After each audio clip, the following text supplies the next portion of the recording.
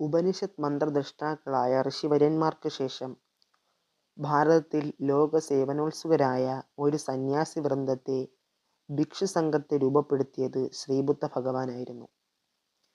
പതിതകാരുണികരും പാവനചരിതരും അഖിലലോക ബാന്ധവരുമായ ആ ഭിക്ഷുക്കൾ ശരണത്രയങ്ങളെ ഉപദേശിച്ചുകൊണ്ട് ഭാരതത്തിലെങ്ങും ശാന്തിയുടെയും സമാധാനത്തിൻ്റെയും സന്ദേശം പ്രചരിപ്പിക്കുകയുണ്ടായി. അനുപമ കൃപാനിധികളായ ആ പുണ്യചരിതന്മാരിൽ നിന്ന് ഉദ്ഭൂതമായ ധർമ്മരശ്മി ഈ നാടിനെ 10 ശതാബ്ദിക്കാലം ശാന്തി നികേതനമാക്കി തീർത്തിരുന്നു. എന്നാൽ വരേണ്യവർഗത്തിൻ്റെ അതികൗശലമായ തന്ത്രങ്ങൾക്കടിമപ്പെട്ടും ആചാരലോപം കൊണ്ടും ബുദ്ധഭഗവാന്റെ സന്യസ്ത ഭിക്ഷുസംഘം ക്രമേണ നാമാവശേഷമായി. രണ്ടാം ബുദ്ധനായ ശ്രീനാരായണ ഗുരുദേവൻ ബുദ്ധം ശരണം, ധർമ്മം ശരണം, സംഘം ശരണം എന്നീ ശരണത്രയങ്ങളിലെ ധർമ്മവും സംഘവും സ്വീകരിച്ചുകൊണ്ടാണ് ശ്രീനാരായണ ധർമ്മസംഘം സ്ഥാപിച്ചത് എന്ന കാര്യം ആലോചനാമൃതമാണ്. ഗുരുദേവന്റെ സന്യാസി ശിഷ്യ പരമ്പരയും തികച്ചും സ്വതന്ത്രമാണ്. ഒരു പുതിയ സന്യാസ പരമ്പരയുടെ സ്രഷ്ടാവാണ് ഗുരുദേവൻ. അതെങ്ങനെയെന്ന് നോക്കാം. ബുദ്ധന് ശേഷം ആവിർഭവിച്ച ശ്രീ ശങ്കരാചാര്യർ ഹൈന്ദവ സമൂഹത്തിന് സന്യാസത്തിൻ്റെതായ പുതിയൊരു സമ്പ്രദായം രൂപപ്പെടുത്തുകയുണ്ടായി. അതാണ് ഭാരതത്തിൽ ഇന്ന് പ്രസിദ്ധമായ ദശനാമി സമ്പ്രദായം. ഭാരതത്തിലെ ഹൈന്ദവരായ എല്ലാ സന്യാസി സമ്പ്രദായികളും ഈ ദശനാമികളിൽ ഏതെങ്കിലും ഒന്നിൽ ഉൾപ്പെടുന്നവരായിരിക്കും. സ്വന്തം പേരിനോടൊപ്പം സാമ്പ്രദായികമായ 10 നാമങ്ങളിൽ ഒരു സാമ്പ്രദായിക നാമവും ഉണ്ടായിരിക്കും. തീർത്ഥാശ്രമ വാരണ്യ ഗിരിപർവ്വത സാഗരം സരസ്വതീ ഭാരതി ച പൂരിനാമ തൈർദശ. തീർത്ഥ, ആശ്രമം, വനം, ആരണ്യം, ഗിരി, പർവ്വതം, സാഗരം, സരസ്വതി, ഭാരതി, പൂരി എന്നിവയാണ് ആ 10 നാമങ്ങൾ. ഈ സമ്പ്രദായികളെ വേദാന്തികൾ എന്നു പറയാം. ഇതേപോലെ തന്നെ ദ്രാവിഡ സംസ്കാരത്തിൻ്റെ ഭാഗമായ ഒരു പരമ്പരയും ഭാരതത്തിലെങ്ങും വ്യാപിച്ചിരുന്നു. തുറവികളായ ശൈവസിദ്ധന്മാരുടെ പരമ്പരയാണിത്. കാഷായാംബരമോ മറ്റ് സന്യാസ ചിഹ്നങ്ങളോ ഇല്ലാതെ സർവ്വലോകാനുരൂപരായി വ്യവഹരിച്ച ഈ പരമജ്ഞാനികളെ സിദ്ധാന്തികൾ എന്ന് വ്യവഹരിച്ചു പോന്നു. ഗുരുദേവനാകട്ടെ ശങ്കരാചാര്യൻ സ്ഥാപിച്ച ദശനാമി സമ്പ്രദായത്തെ അതേപോലെ തന്നെ പിന്തുടരുകയോ തള്ളിക്കളയുകയോ ചെയ്തില്ല. അതേപോലെ സിദ്ധാന്തികളുടെ സമ്പ്രദായത്തെയും തള്ളുകയോ കൊള്ളുകയോ ചെയ്തില്ല. രണ്ടിനെയും ഉൾക്കൊണ്ടുകൊണ്ട് ഒരു പുതിയ ശൈലി സ്വരൂപിച്ചു. അത് വേദാന്ത സിദ്ധാന്ത സമ്പ്രദായങ്ങളെ സമന്വയിപ്പിച്ചുകൊണ്ടുള്ള ഒന്നാണ്. അതുകൊണ്ടാണ് ഗുരുദേവ ശിഷ്യന്മാരിൽ ചിലർക്ക് ദശനാമ സമ്പ്രദായത്തിൽപ്പെട്ട തീർത്ഥൻ, ഗിരി, ഭാരതി തുടങ്ങിയ നാമങ്ങൾ നൽകിയപ്പോൾ മറ്റു ചിലർക്ക് ഇതിലൊന്നും ഉൾപ്പെടാത്ത സത്യവ്രതൻ, ശിവലിംഗദാസ്, നരസിംഹം, ഗുരുപ്രസാദ്, ശിവപ്രസാദ്, ഏണസ്റ്റ് കർക്ക് തുടങ്ങിയ നാമധേയങ്ങൾ നൽകിയത്. ഗുരുദേവന്റെ ശിഷ്യപരമ്പരയായ സന്യാസി സംഘത്തിൽ ഇവരൊക്കെ ഉൾപ്പെടുകയും ചെയ്യുന്നു.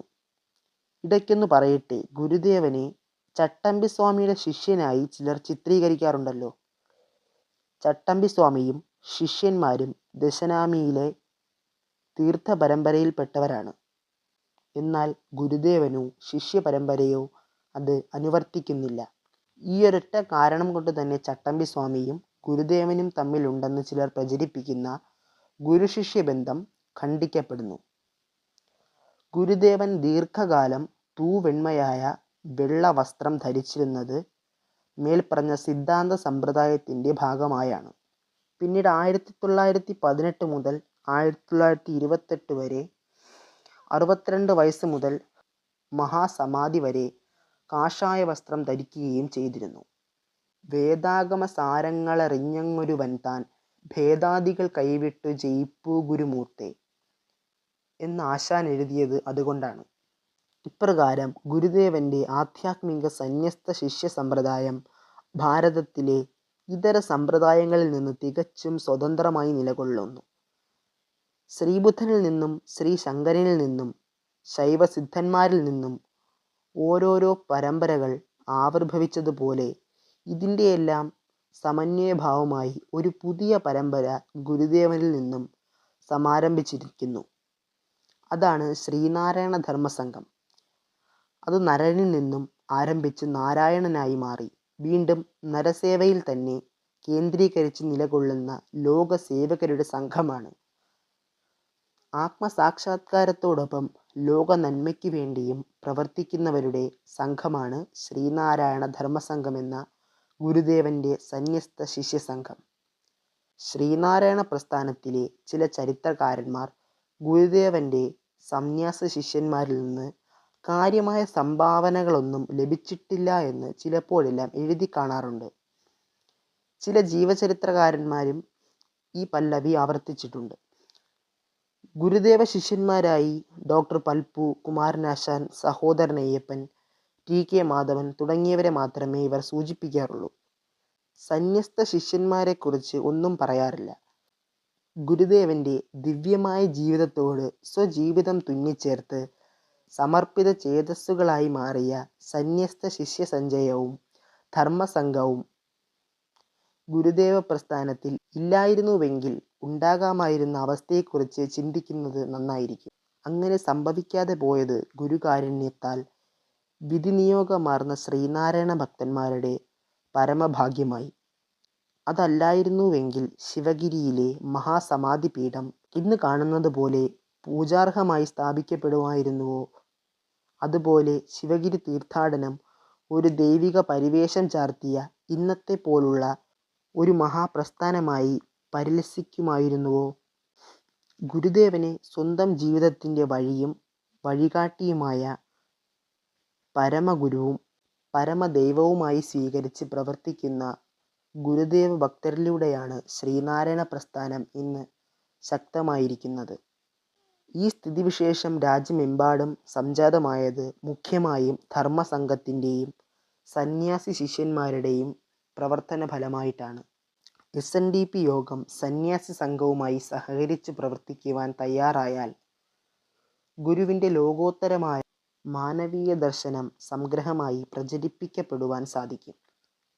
യോഗം ശിവഗിരിയിലെ ആത്മീയ നേതൃത്വം അംഗീകരിച്ച് പ്രവർത്തിക്കുന്ന സ്ഥിതി ഉണ്ടാകണം. ശിവഗിരി വേറെ അനുയായികളുടെ നേതൃത്വവും നിയന്ത്രണവും മറ്റൊരു ഭാഗത്ത് ഈ സ്ഥിതിക്ക് മാറ്റമുണ്ടായി സന്യാസിമാരും സമൂഹവും ഒന്നായി പ്രവർത്തിക്കുന്ന സ്ഥിതി ഉണ്ടാകണം.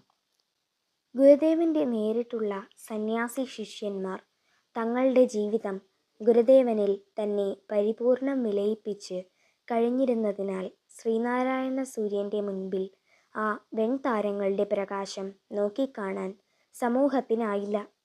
മാത്രമല്ല സർവസംഘ പരിത്യാഗികളായ സന്യാസിമാരാകട്ടെ തങ്ങളുടെ സ്വത്വം വെളിപ്പെടുത്തി ജനമധ്യേ എന്നും അറിയപ്പെടുന്നവരാക്കുവാൻ ആഗ്രഹിച്ചിരുന്നതുമില്ല.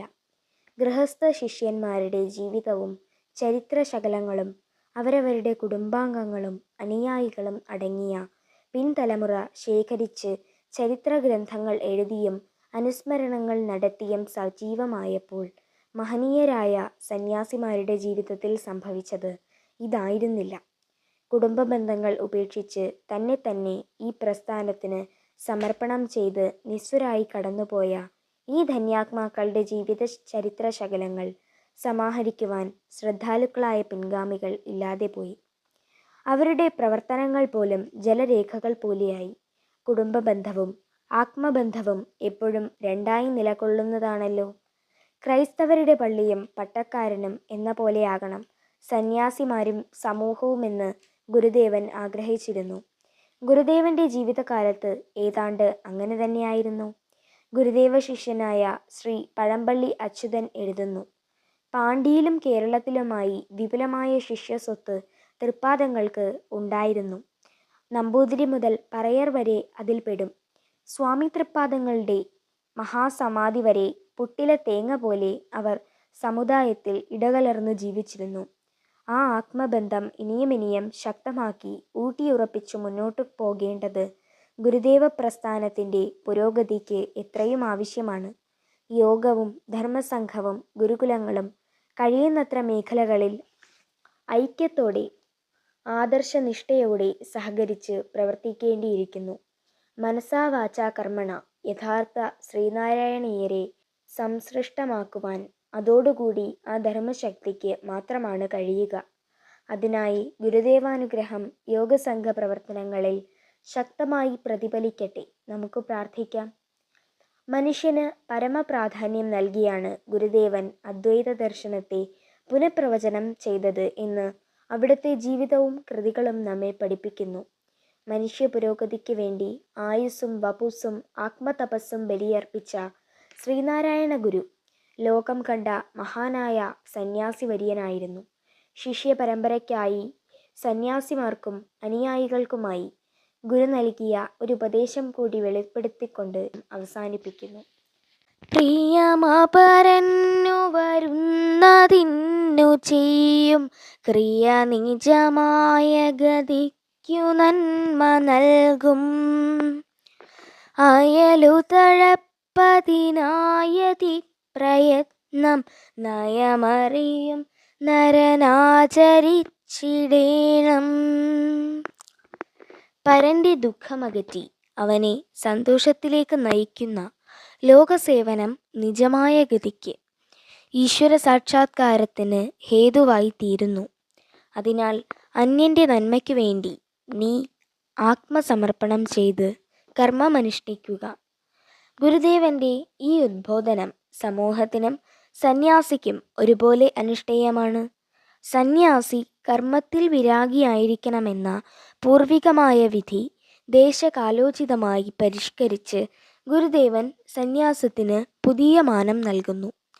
കർമ്മം തന്നെ ഈശ്വര സാക്ഷാത്കാരത്തിനുള്ള പരമ്പര കാരണമായി ഗുരു കാണുന്നു. കർമ്മം ചെയ്ത് കർമ്മബന്ധമറുക്കണമെന്ന് ഗുരു ഉപദേശിക്കുന്നു. ഗുരുദേവൻ്റെ വിശ്വമാനവികത സന്യാസദർശത്തിലും സന്യാസ സംഘത്തിൻ്റെ സംസ്ഥാപനത്തിലും തെളിഞ്ഞു കാണാം. ഗുരു ശിവഗിരിയിൽ സ്ഥാപിച്ച ബ്രഹ്മവിദ്യാലയത്തിൻ്റെ മതമഹാപാഠശാലയുടെ പ്രവർത്തനം ശക്തമാക്കേണ്ടതുണ്ട്. ഈ മഹാപ്രസ്ഥാപനത്തിലൂടെ വിശ്വപൗരന്മാരായ സന്യാസി വര്യന്മാർ ഏറെയേറെ ഉണ്ടാകേണ്ടതുണ്ട്. എങ്കിലേ ശ്രീനാരായണ ഗുരുവിൻ്റെ വിശ്വമാനവീയ തത്വദർശനം അതിൻ്റെ പൂർണ്ണ അർത്ഥത്തിൽ സാക്ഷാത്കരിക്കാനാകൂ.